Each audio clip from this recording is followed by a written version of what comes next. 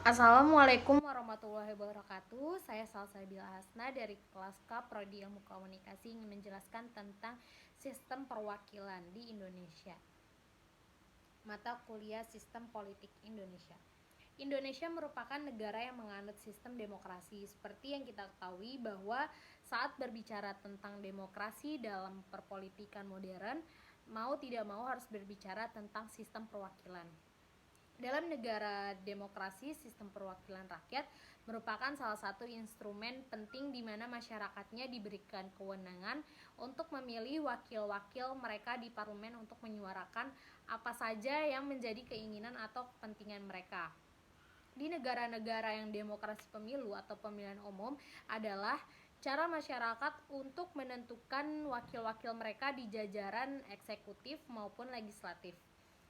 Pemilu ini sering disebut sebagai pesta demokrasi. Dalam pemilihan umum dianggap sebagai tata cara menjadi anggota badan perwakilan modern karena cara ini memberikan peluang kepada anggota masyarakat untuk menyusun wakil-wakilnya secara mandiri. Di sini wakil adalah merupakan orang yang mempunyai kualifikasi yang tentunya berhak dan cakap dalam menjalankan tugas sebagai amanat dari terwakil yang memberikan kepercayaan kepadanya untuk memperjuangkan aspirasi dan kepentingan masyarakat dalam arti yang luas.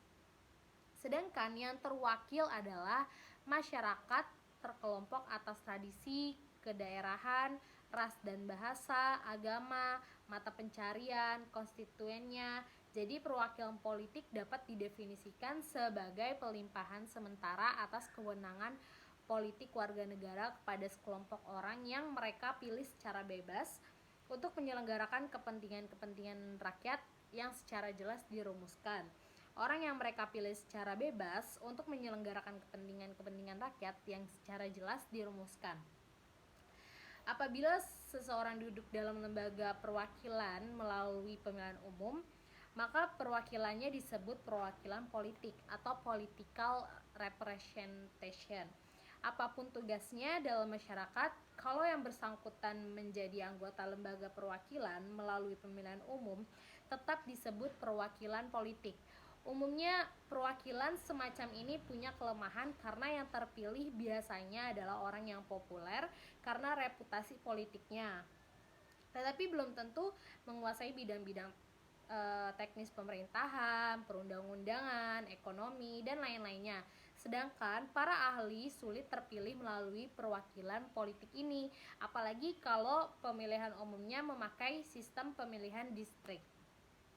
Dalam hal ini, hubungan terwakil dan wakil dapat dilihat dengan teori orga, di mana teori ini menjelaskan bahwa negara merupakan suatu organisme yang mempunyai alat-alat perlengkapannya serta memiliki fungsi masing-masing dan saling bergantung. Dalam konteks ini, kedaulatan rakyat sangat tampak pada saat mereka melaksanakan pemilihan umum untuk membentuk lembaga perwakilan yang diinginkan. Setelah lembaga tersebut berdiri, rakyat pemilih tidak perlu lagi turut campur aduk dalam berbagai kerja lembaga-lembaga negara tersebut.